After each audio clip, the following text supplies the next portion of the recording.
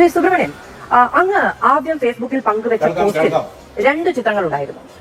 ആ ചിത്രങ്ങളിൽ ഒന്ന് അങ്ങ് പിന്നീട് ഡിലീറ്റ് ചെയ്തു. എന്തിനാണ് ആ ചിത്രം ഡിലീറ്റ് ചെയ്തത്?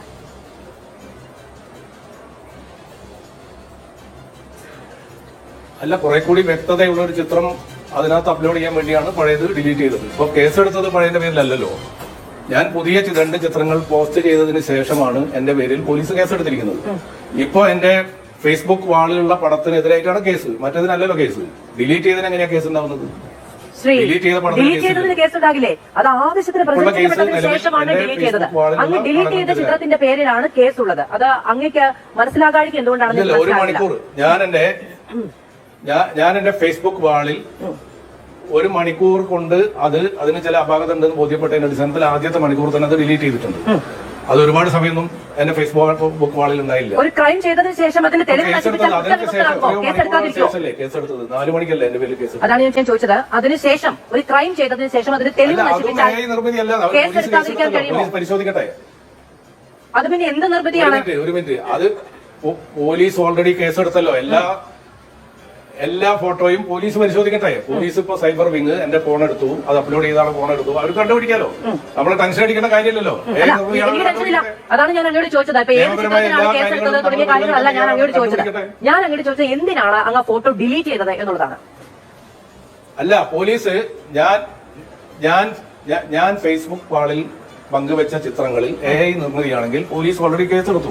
സൈബർ വിഭാഗം പരിശോധിക്കുന്നു. അവർ പരിശോധിച്ച് പറയട്ടെ. അതല്ലല്ലോ കേരളത്തിലെ പ്രശ്നം. കേരളത്തിൽ 2 ഈ സ്വർണ്ണക്കൊള്ളയുമായി ബന്ധപ്പെട്ട് 2 പ്രമുഖരായ നേതാക്കന്മാർ ജയിലിൽ കിടക്കാണ്. അതവിടെ നിൽക്കട്ടെ. സുബ്രഹ്മണ്യൻ, ആ ചർച്ചയിലൊന്നും ഞാൻ അങ്ങേ അതിഥിയായി വിളിച്ചില്ലല്ലോ. ഈ വിഷയത്തിൽ ഇന്നലെയും ഇന്നുമായി അങ്ങ് ഞങ്ങളോട് അതിഥിയായി ചേരുന്നത് അങ്ങ് കമ്മിറ്റ് ചെയ്ത ക്രൈമിന്റെ പേരിലാണ്. അങ്ങ് കമ്മിറ്റ് ചെയ്ത ഒരു ക്രൈമിന്റെ പേരിലാണ്. ആ ക്രൈമിലെ പ്രതിയാണ് അങ്ങ്. ഞാൻ അങ്ങോട്ട് ചോദിച്ചത് കേരളത്തിലെ ഇന്നത്തെ വിഷയം എന്താണ് എന്നല്ല. ഞാൻ അങ്ങോട്ട് ചോദിച്ചത് കേരളത്തിലെ ഇന്നത്തെ വിഷയം എന്താണ് എന്നല്ല. ഞാൻ അങ്ങോട്ട് ചോദിച്ചത് അങ്ങ് പങ്കുവെച്ച 2 ചിത്രങ്ങളിൽ ഒന്ന് അങ്ങ് ഡിലീറ്റ് ചെയ്തത് എന്തിനാണ് എന്നാണ്. അങ്ങ് പങ്കുവെച്ച 2 ചിത്രങ്ങളിൽ ഒന്ന് അങ്ങ് നിർമ്മിതിയാണോ അല്ലയോ എന്ന് പോലീസ് കേസെടുത്തു എന്ന് ഞാൻ ചോദിച്ചില്ല. ഞാൻ അങ്ങോട്ട് ചോദിച്ചു. എനിക്ക് അങ്ങോട്ട് ചോദിക്കാൻ ഒരൊറ്റ ചോദ്യമേ ഉള്ളൂ. എനിക്ക് അങ്ങോട്ട് ചോദിക്കാൻ ഒരൊറ്റ ചോദ്യമേ ഉള്ളൂ. പോലീസ് കേസെടുക്കും. അതിപ്പോ അങ്ങോട്ട് അനുവാദം ചോദിച്ചിട്ടല്ലോ കേസെടുക്കുന്നത്. അങ്ങ് പറഞ്ഞതുപോലെ അങ്ങ് പറഞ്ഞു ഞാൻ വിശ്വസിക്കാൻ തയ്യാറാണെങ്കിൽ പ്രാഥമിക കൃത്യങ്ങൾ പോലും നിർവഹിക്കാൻ തയ്യാറാകാതെ അനുമതി നൽകാതെ പോലീസ് കേസെടുത്ത് കഴിഞ്ഞു. അങ്ങനെ അനുമതി വേണ്ട. എനിക്ക് ഒറ്റ ക്വസ്റ്റ്യനേ ഉള്ളൂ. ആ ചിത്രം അങ്ങ് എന്തിനാ ഡിലീറ്റ് ചെയ്തു? അല്ല, തീർച്ചയായിട്ടും എനിക്ക് അദ്ദേഹത്തിന്റെ വാദങ്ങൾ കേട്ടപ്പോൾ സത്യസന്ധമായി എനിക്ക് അദ്ദേഹത്തോട് സഹതാപം തോന്നി. കാരണം നമ്മുടെ നാട്ടിലെ പ്രതിപക്ഷ നേതാവ് മുതൽ ഈ ചർച്ചയിൽ വന്നിരിക്കുന്ന കോൺഗ്രസിന്റെ സ്പോക്സ് പേഴ്സൺ വരെ ഈ കാര്യത്തിൽ അദ്ദേഹത്തെ സംരക്ഷിക്കാൻ സ്വീകരിച്ചിട്ടുള്ള നിലപാടുകളുടെ പർവ്വത സമാനമായ സ്ഥൈര്യം അദ്ദേഹം അറിഞ്ഞിട്ടുണ്ടെന്ന് എനിക്ക് തോന്നുന്നില്ല. കാരണം അദ്ദേഹം അങ്ങയുടെ ഒരു 10-15 മിനിറ്റോളം നീണ്ടു നിൽക്കുന്ന നിങ്ങൾ തമ്മിലുള്ള സംവാദത്തിനിടയിൽ പല ആവർത്തി അങ്ങ് ചോദിച്ചു എന്തുകൊണ്ട് ഈ ചിത്രം ഡിലീറ്റ് ചെയ്തു എന്നുള്ളത്. അദ്ദേഹം ഒരേ മറുപടി തന്നെയാണ് ആ 15 മിനിറ്റ് നീണ്ടു നിൽക്കുന്ന അദ്ദേഹത്തിന്റെ അവസരത്തിൽ പറഞ്ഞുകൊണ്ടേയിരുന്നത്.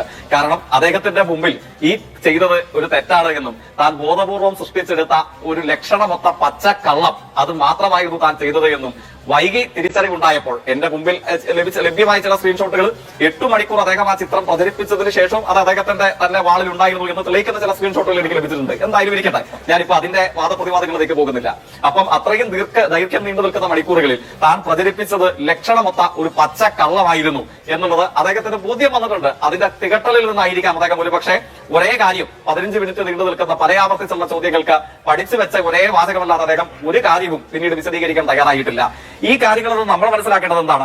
ഇപ്പോ ഇത് നൽകുന്ന ഒരു സന്ദേശം എന്താണ്?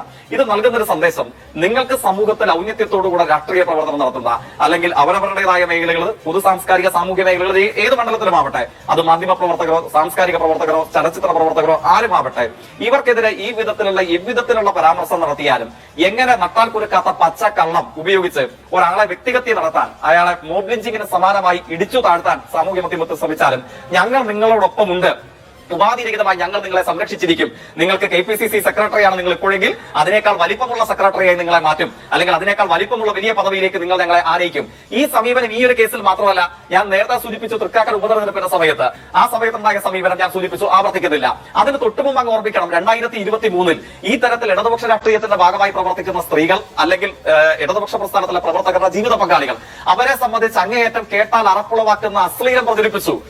എബിൻ കൊടകര എന്ന് പറയുന്ന കേരളത്തിൽ കേരളത്തിലെ കോൺഗ്രസിന്റെ ഒരു പ്രവർത്തകൻ. അദ്ദേഹം പിടിക്കപ്പെടുന്ന സമയത്ത്, ആ കേസിൽ പിടിക്കപ്പെടുന്ന സമയത്ത് കോട്ടയം കുഞ്ഞച്ചൻ എന്ന സാമൂഹ്യ മാധ്യമ അക്കൗണ്ടിന്റെ ഉടമയും എന്നാൽ കോൺഗ്രസിന്റെ ഒരു വാർഡ് പ്രസിഡന്റുമായിരുന്നു. അല്പ മാസങ്ങൾക്ക് പിറകിൽ ആങ്കർ ഓർമ്മിക്കണം, ഞാൻ എന്റെ ഓർമ്മ ശരിയെങ്കിൽ മാതൃഭൂമി ഉൾപ്പെടെയുള്ള ചില മാധ്യമങ്ങൾ അത് വാർത്ത ചെയ്തിരുന്നു.